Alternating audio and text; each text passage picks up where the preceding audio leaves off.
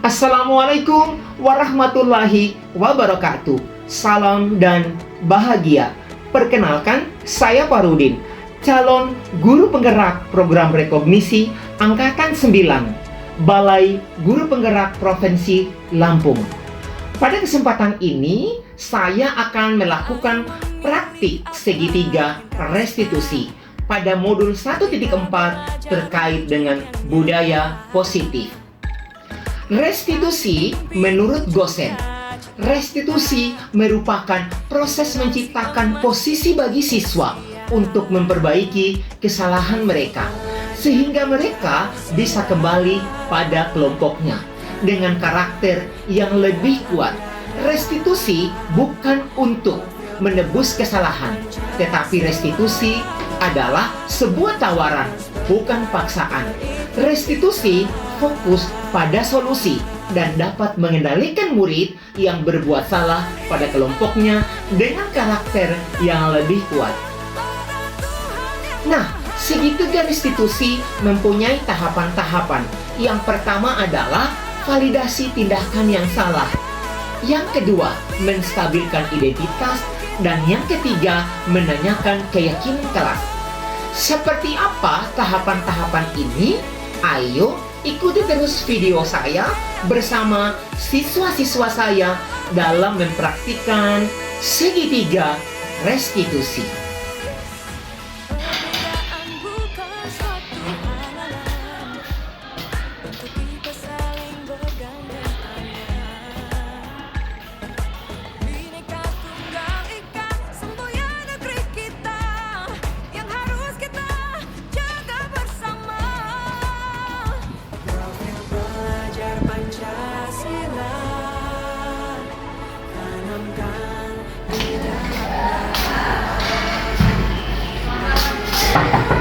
Permisi Pak Guru.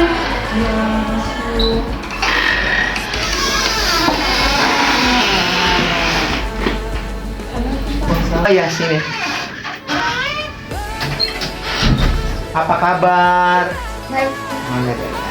Silakan duduk. Ya. Pak Guru mau manggil saya ke sini.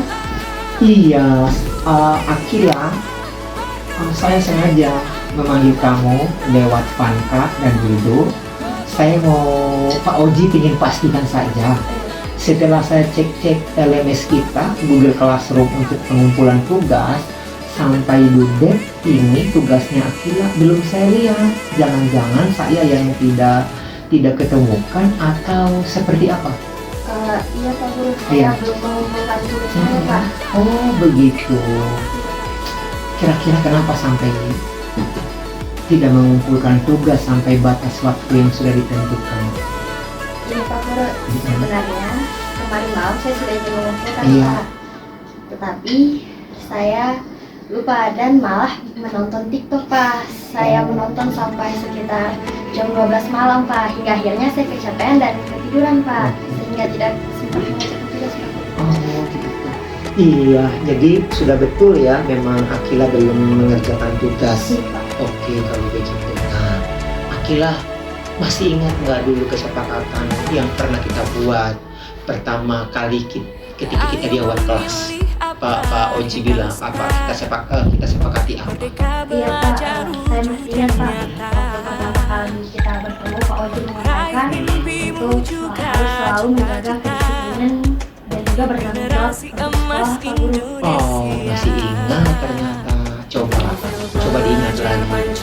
Hal lain yang belum kamu penuhi dengan kesepakatan itu apa? Saya akan Baguslah kalau begitu. Kamu ingat sekarang. Nah, sekarang kau ingat lagi nih. Nah, apakah yang kamu lakukan itu baik?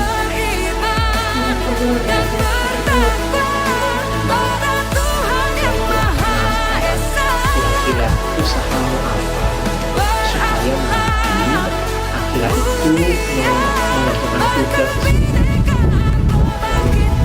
menyerahkan kembali ke tanggal terakhir ditentukan. Kira-kira apa usahamu? Saya akan menjaga waktu saya Pak, dan juga tidak juga akan mengurangi Pak Guru penggunaan handphone saya, terutama untuk hal-hal yang tidak bermanfaat Pak. Dan saya juga akan mengerjakan tugas saya yang belum selesai. Iya, alhamdulillah kalau begitu ya. Mudah-mudahan pertemuan kita hari ini bermakna dan Akila lebih memanajemen waktunya lagi supaya nanti ketika dikasih tugas oleh siapapun ya bukan hanya oleh saja tapi di mata lain harus tepat waktu ya. Oke, terima kasih sudah kembali ke kelasnya. Semoga semakin sukses dan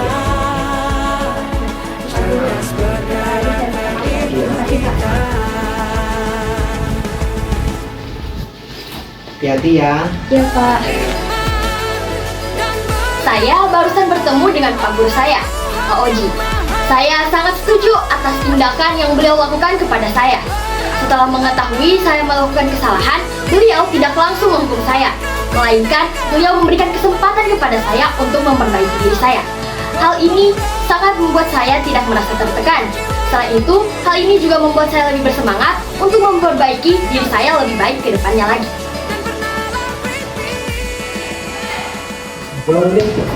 Astaga, ambil balik Pak Oji. Sudah ambil itu dulu. Ambil balik Pak Oji. Dipanggil dari Pak Oji ya. Dipanggil Saya tahu juga. Ini kan saya tahu ini misalnya. Yuk. Jangan nih, biarin saya sendiri. Dari sana. Ya.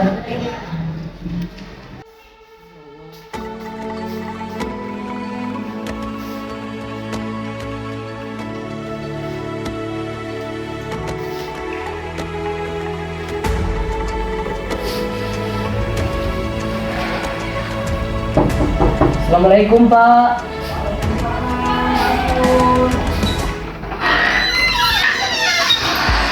Oh Ido, ya. Iya Pak Guru. Baik. Merdeka belajar wujud yang nyata. Iya Pak. Mimpimu juga. Apa benar Pak Guru tadi memanggil saya karena ada juga titipan dari teman Pak katanya disuruh sampaikan ini Pak. Iya benar, karena tadi saya singgah di kelasnya, tapi Ido lagi nggak ada, katanya ke perpustakaan ya. Oh iya Pak. Oh iya, ini nak kebetulan saya dengar dari Akila, katanya tadi pada saat pembelajaran di kelas marah-marah katanya di kelas, ada laporan begitu. Saya kurang jelas sih marah-marahnya, katanya sama Panka, nggak tahu seperti apa masalahnya sampai begitu. Nah, iya, apa benar itu nak? Iya Pak Guru benar. Kenapa? Iya awalnya begini Pak. Saya kan dipilih kelompok dengan Panka Pak ya. Tetapi saya sudah bertugas dengan Panka Pak. Tapi kebetulan kelompoknya itu berpasangan Pak, jadi dua orang. Ketika saya berkelompok dengan Panka Pak, saya selalu mengingatkan dia Pak, jangan lupa buat tugas kelompok. Tetapi Panka hanya mengingatkan saja Pak Guru. Iya, dan saya selalu ingatkan ketika sudah hamil satu di lainnya Pak, saya tanya, ternyata belum ada tugasnya Pak Guru. Terus saya tanya, jadi bagaimana? Terus dia ternyata juga lagi liburan Pak. Makanya saya kaget Pak, kok bisa begitu? Ketika sampai di sekolah, di kelas saya tanya, apa benar kamu belum selesai atau kamu hanya training saja? Ternyata Panka belum ada betulan Pak Guru tugasnya. Makanya itu kalau tidak kompak itu juga nilainya akan kurang Pak Guru. Oh begitu, jadi kamu Ido mungkin tentu punya alasan ya kenapa melakukan itu. Begitu. Saya dengar juga sambil pukul meja juga ya. Nah, maksud Pak Oji begini, adakah cara lain yang lebih bagus, yang efektif untuk mendapatkan apa yang kamu inginkan dari anggota kelompokmu itu yang kamu butuhkan terkait dengan penyelesaian tugas? Kira-kira ada cara yang efektif enggak? Kalau menurut saya Pak Guru, kan saya pikir bahwa marah-marah juga bukan salah satu cara efektif Pak. Tapi saya belum bisa terlalu mengontrol emosi saya Pak. Jadi mungkin kedepannya jika ada tugas kelompok lagi Pak, hal yang pertama saya akan lakukan adalah membagi tugas dengan efektif Pak Guru. Setelah itu yang kedua saya akan memikirkan apakah teman saya sanggup melakukan ini atau tidak Pak. Jika memang pembagian tugas telah dilakukan dan dia tidak sanggup Pak, dan saya akan membantunya Pak Guru. Jadi untuk teknis pelaksanaan itu mungkin saya akan mengajak kolaboratif, jangan sampai miskomunikasi seperti itu Pak Guru. Oke, jadi betul ya, hidup setiap orang itu pasti pernah melakukan kesalahan. Iya Pak. Dan kamu memang kan bukan satu-satunya juga yang pernah melakukan seperti ini. Iya Pak. Itu hanya karena belum tahu ya. Iya Pak. Oke, kira-kira dengan tindakanmu sama Vanka saya dengar sampai dia nangis juga sepertinya sampai izin pulang tadi ya katanya. Iya katanya. Oke, nah Ido masih ingat nggak keyakinan kelas apa yang telah kita sepakati waktu dulu?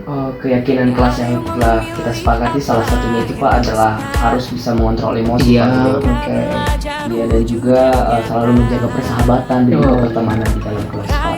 Kira-kira yang kamu ingin menjadi orang yang seperti apa? Saya ingin menjadi orang yang bisa menemani banyak orang Pak. Saya ingin memiliki banyak teman dan juga sahabat. Oleh karena itu menurut saya Pak Guru, dari diri saya harus bisa mengontrol diri saya sendiri Pak Guru. Karena memang emosi saya itu belum bisa saya kontrol dengan sepenuhnya. Karena itu mungkin suatu saat ketika saya marah atau bagaimana, saya hanya perlu berdiam diri saja, dan saya hanya perlu mengatakan yang dengan pelan-pelan apa yang tidak saya sukai. Oke, nah ada nggak usaha kamu yang lain?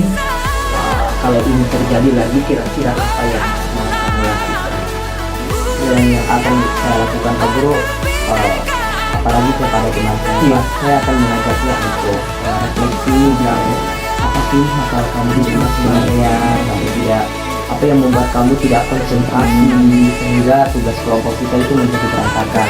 Dan sebenarnya Pak Guru, saya juga tidak bisa mengatakan sepenuhnya bahwa dia tidak memiliki niat untuk mengerjakan hal tersebut, karena sejujurnya secara pribadi saya tidak tahu apa yang terjadi di rumahnya Ivanka. Mungkin saya tidak tahu apa masalah keluarganya, sehingga mungkin kedepannya saya tidak secara sepihak, tidak secara personal untuk mengambil tindakan bahwa Ivanka itu malas, Ivanka itu tidak mau. Pasti ada alasan lainnya Pak Guru. Terima kasih ya.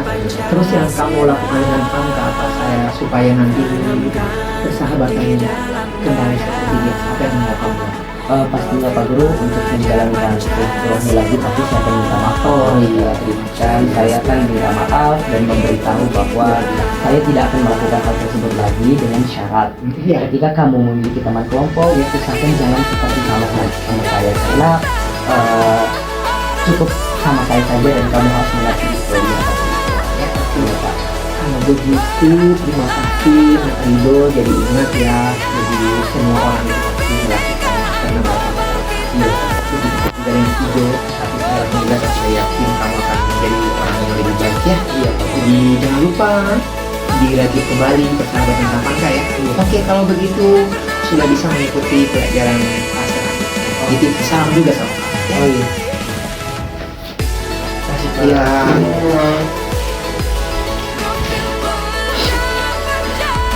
Hati-hati ya. Iya Pak Guru. Kasih Pak. Kasih Pak Guru. Iya. Baik, tadi saya telah bertemu dengan guru hebat saya, beliau Pak Oji. Iya, saya pikir Pak Oji menerapkan kepada saya segitiga restitusi. Pertanyaan-pertanyaan beliau membuat saya tersadar bahwa emosi yang telah saya keluarkan yang sampai membludak-bludak adalah hal yang tidak benar. Dengan pertanyaan-pertanyaan Pak Oji membuat saya tahu bahwa hal-hal tersebut yang telah saya lakukan adalah perilaku yang tidak baik.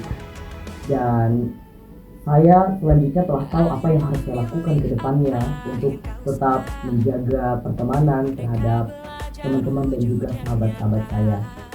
Dan saya pikir apa yang Pak Oji tanyakan kepada saya adalah pertanyaan-pertanyaan yang sangat bermakna untuk saya. Karena dengan pertanyaan-pertanyaan spesial itu membuat saya tersadar kembali, membuat saya ingat kembali bahwa apa hal-hal yang baik dan juga tidak baik. Saya memang pada dasarnya bukan manusia yang sempurna, tapi saya selalu berusaha untuk menjadi yang sempurna. Terima kasih Pak Oji atas pertanyaan-pertanyaan yang membuat saya kembali mengetahui apa yang harus saya lakukan.